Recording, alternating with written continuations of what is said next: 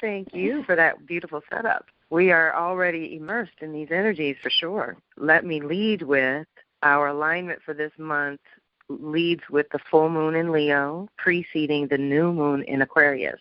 So for this entire lunation, this entire month, we are recalibrating the head and heart connection, the mind and heart connection, the thinking and feeling connection, recalibrating it because Mercury is also retrograding in Aquarius. We have quite a crew in Aquarius initiating new beginnings. So for Leo's side of things, there's some integration that has to happen. There's some release work that has to happen.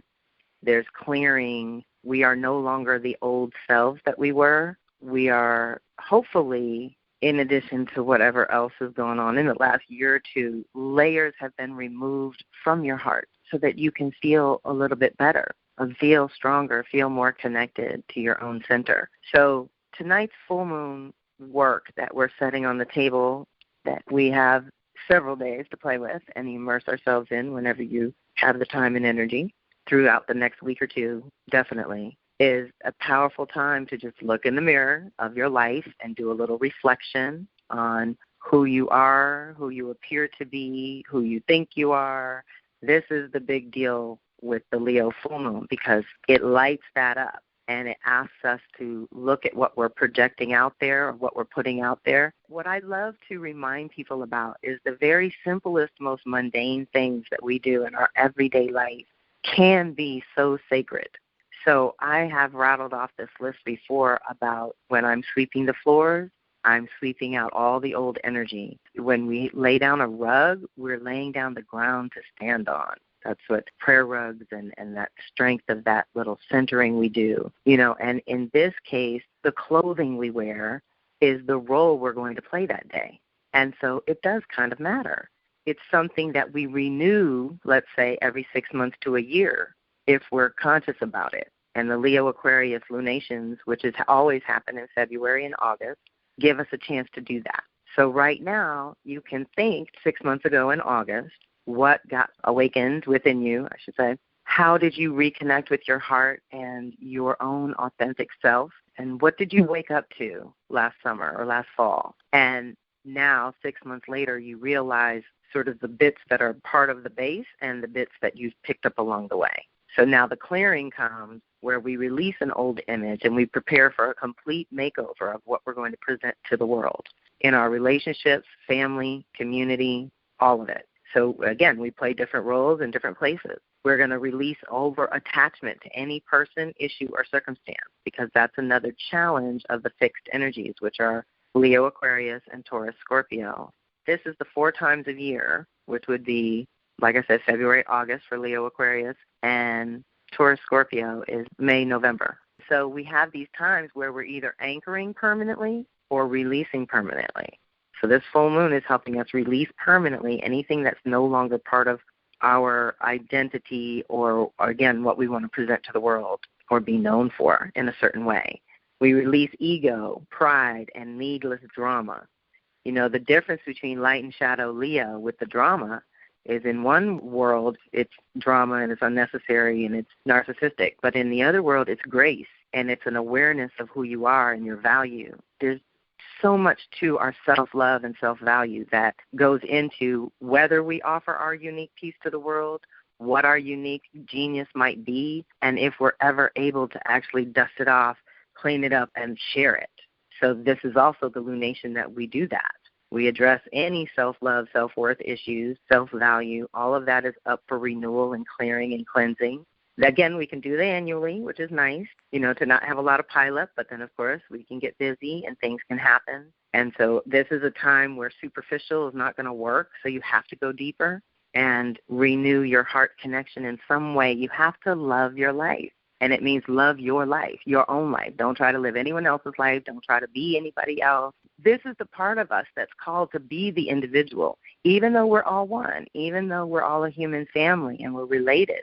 We each have a different piece of medicine to bring. Think about your own biological family. Everyone has a different piece of medicine. We didn't all get the same mix, so we bring different things to the table. What we want to do is learn to kind of own and honor that. then sharing it isn't ego or boastful. It's sharing your light. It's, this is what I'm good at. This is what I love to do. This is what I'm passionate about. And it just oozes out of me. Like people say I do that with the astrology. You know, I just light up when I start talking about it. It doesn't matter what kind of day I'm having. If you get me going, I'm passionate about it. My heart's in it. So that's another thing. The world's been so harsh and chaotic and dark and what have you that a lot of people retract their hearts or contract their hearts, and they close off because all the feelings are too overwhelming. But we can't afford that now because feeling is one of our senses that we need to know what's going on around us. So we can't shut it down. And that's what happens when you close down your heart. You close down the joy and the vitality that runs through your body. We can't afford that either. When, you know, your brain can stop and your body will still function. Your heart stops, it's over. So this is our chance to make that reconnection as well and connect to what's integrity for you here and now. And I've had, you know, many personas over the years and had to reintroduce myself to people along the way. And sometimes you have to do that, but you can. It's not a bad thing. It doesn't make anyone wrong. Everyone kind of, me included, remembers people and locks them in at the age and stage that they had the biggest impression on you. I told Shanta's like 40 forever because that's when we met. So this is where we lock in. But at the same time, we've evolved, we've grown, our preferences change, what we're attracted to and magnetized to evolves and changes. And so let's be honest about that. We used to be attracted to certain things at different ages and stages, and now that's changing. And so being integrity with yourself, knowing who you are, is so important to choosing the community to play with as well and the people that you surround yourself with. And all of that is going into our lunar work this month. I just want to encourage you to stay focused on the self-love and self-esteem, the courage and strength, the independence and leadership, you know, self-confidence and genuine pride, what you're passionate about and devoted to, your character and integrity, your core identity, basically what you're made of, that radiance that shines out of you. It also is a lot of good energy for working on your creative projects because that's Leo's department. And if your creativity has grown stagnant, this is another place where we can do this renewal and clearing in preparation for 2 weeks from now with the new moon in Aquarius, where we call in the new vision of our unique contribution and our new community at this new level of consciousness for this new emerging humanity that we are holding the space for, like Shanta said in her opening. You know, we're holding the space for those that are confused and are lost and don't understand that there's a bigger pattern unfolding for us right now. And that's very hard to understand on our little individual levels. But that's another way that this Leo Aquarius lunation is speaking to us because that is what it is. Leo's you, the individual, within the collective human family of Aquarius. They're related. Leo's the heart. Aquarius is the head. This is the fire and the air. So we want to work with our elements. Think about your elements and your elemental balance that you are. Do you like fire and air? Do you work well with fire and air? Do you have enough of it in your chart? You know, I don't have a lot of air, so these seasons bring in balance for me because they supplement what I'm missing. But if I had too much air, it might overwhelm my system in certain ways. So knowing yourself and knowing your system helps as well. But this is where we're doing the clearing. And then I have a couple of more things to put on the table because part of our entire month, it's almost like we have been blessed with a vortex that we can step into anytime you're able for this entire month that allows you this review, renew, revitalize, dig into parts of your authenticity and the true self that's emerging from within you and kind of address it in some way, nurture it, love on it. When I looked at the chart for our full moon, I came up with all these self-words, and I don't know how many of our, you know, Shanta and I cross-pollinate our groups, but my last email went out with a list of inners where it was like inner being, inner balance, inner reality, yeah, all of it. It was just all these inner words. So this chart supports, without going into any astrology, I'm just going to tell you the self-words that came up. This is where we're supported by the energies and by the lights in the sky to lead and guide our way, basically. And then I want to touch on a little bit of the Mercury Retrograde because that's part of our magic this month as well. And then that will lead right into prayers. So self-care, nourish the self and your identity. Feed it something quality nutrient for you, the individual, and really honoring the self-care piece. If you're falling apart, you're no good to anyone. Loving the self. What and who do you love, and what and who loves you? Let's think about our magnetics and just really connect to the heart. Breathe as if you're breathing through and from your heart. Expand that and feel that higher self-love that you have access to. We don't always call it in, but this is where the full moon is this month, in our second house of magnetics. So we're lightening and brightening our auric field so that we can magnetize and naturally repel and naturally magnetize what we need in our lives as individuals. We're not talking about the world right now. We're in personal realms.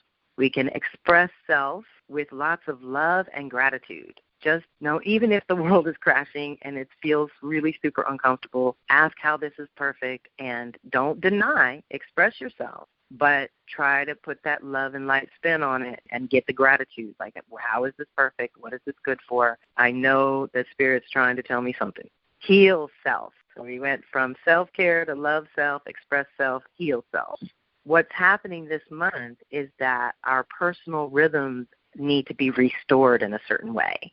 We're being reset biologically, and it's allowing us to heal at least one thing, if not many. I think many, but just if you need one big thing, focus on that, and know that if you take some intentional solitude and some quiet time and space, at least like once a week over the course of this month, if you can do it more, great. Then make that sacred, not just important, but make it sacred. Light some candles and call in the healing you need for yourself. Call in the restoration you need for yourself. Self-made. I keep seeing this. I think somebody made a T-shirt, and I got to tell you, people, the ones wearing the T-shirt do not look self-made to me. So something inside me says if you have to announce it, you're not self-made. Self-made to me is something internal, and this is perfect for a Leo moon to focus on, because it's what are we really feeling in our heart and what are we really expressing out in the world. But self-made in this context with the chart is that we're creating a life made by hand, which means we create our life with joy and beauty and love and passion and vitality. And so in that way, we are self-made. We make our own lives. Commit to self. This is the sixth house. This is so important. We're reconnecting with what's true for us. And we need to partner up with those who believe what we believe, to the extent that, like we're saying now, we're holding the light, we're holding the vision, that all of this is in divine order. We just can't get back far enough to see it sometimes as individuals. So we're partnering with our imagination, and we're committing to the self. Then I got to say, the utter transformation, where Pluto is in the exact degree with Venus, this is transformed values and priorities, and completely, utterly transformed, permanently transformed relationships and financial situations. So let's claim that better financial situation that we need. Let's claim those higher reflections of other people in our world, whether it's personal or professional. We're ready to do it in a new way. However, I got to say, this house came up as self-preservation. So we can have these new relationships, and we can have these new situations and financial agreements and things that make us healthy, wealthy, and wise, but there has to be across the board a self-preservation element. Always. What's in it for you? Why do you want this? What does it mean? What are the 2 or 3 steps down the road, backwards and forwards? Like, what is this affecting? So self-preservation's our self-word for that one. And then self-focus, radical new reality, future consciousness, and the ancestor wisdom. So check it out. See how the ancestor wisdom and future consciousness are together. They're helping us. They're supporting us as we move forward. And Mercury Retrograde, which it doesn't happen until Saturday. Our full moon is Thursday. We're getting together on Tuesday. So that Mercury is in the 9th house of our higher learning. So this is self-renewal, as in getting connected to your unique brilliance, reviewing your beliefs regarding freedom, integrity, and community. This is what the review with Mercury is going to be all about. And just a couple more for nourish the connection with God. Okay, this is a big reminder. Spirit is your CEO. That is your counsel to do. Like I always say, they're my counsel at work to help me make business decisions, the ancestors, the angels, my spirit guides, and my counsel at home, how to make my life decisions for Kelly. So we're nourishing that connection and feeding that connection in order to be able to follow our intuition, which again brings us back into, can we follow our heart and our feelings? So it needs some nourishment. So the self-care and nourishment of your identity is also connected to your ability to be known for something greater. Your spirit is starting to shine through a little more and be part of your presence and part of your expression. That's part of the Leo full moon, too, is to get you to express at a higher level. And then we're healing, learning, and transforming the shadow self. So I said transform self for that one. Self-liberation is something I'm going to share with you in our post-call notes, but it is powerful because we have to change our choices and actions in order to liberate our bodies and live the beauty way. So we're cultivating the garden and the community. This is where all the Taurus, juicy energy is right now, but there's power. Uranus and Mars are there. Our choices matter. Our actions matter. And we're either going to liberate or confine ourselves by those choices and actions. So that's why we want to go to the beauty way. What works for Earth? What works naturally? What works in a rhythm? This is what supports us. And self-teach and self-learn is the last one. Explore your subconscious ideas, thoughts, and concepts. That's what the energies support. And then last thing is Mercury Retrograde. The issues being brought up are your personal thoughts and patterns, your individual ideas, thoughts, and concepts, how you learn, communicate, and express yourself, how you perceive reality or your personal filter and lens, how you think and process information, internal or external. So the retrograde effects happen, I call them divine delays and revealing reversals, okay? So when you are delayed over the next month, pause, ask, what is it revealing? It's possibly changing your thinking altogether. It's a turning point, new or different direction. And what it really does is the Mercury retrogrades precede our new direction. So it makes us slow down and pause and think about what's going on. And in essence, think about the last quarter and the next quarter. Review, revision, realign, redesign. You're in the area of life that is coming up in Aquarius, so wherever that is for you, make adjustments, tweak and fix, reflect on and change those thought patterns. There will be reversals of thinking and changing your mind in that department, tending to details, anything you've postponed, talk less, listen more, chat less, say more, process and reflect on changes in the past 3 months, research and develop your ideas and finished projects. Questions to contemplate. Who and what are you a voice for? What is your favorite form of expression? That's another one that's coming up a lot. We are changing our modes of expression, our mediums, and expressing new parts of ourselves, and it's tremendously creative. So go with it. Explore it. Don't think just because it's different, it's wrong. Different can be really good these days.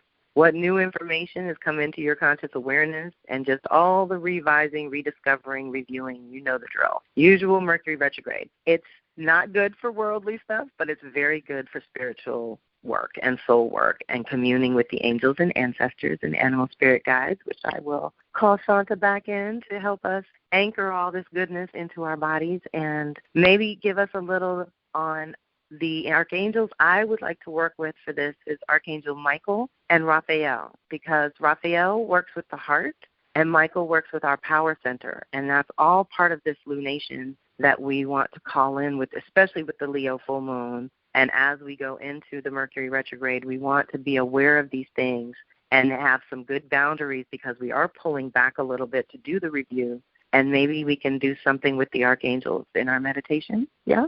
Yes, we definitely can do something with the archangels in our meditation.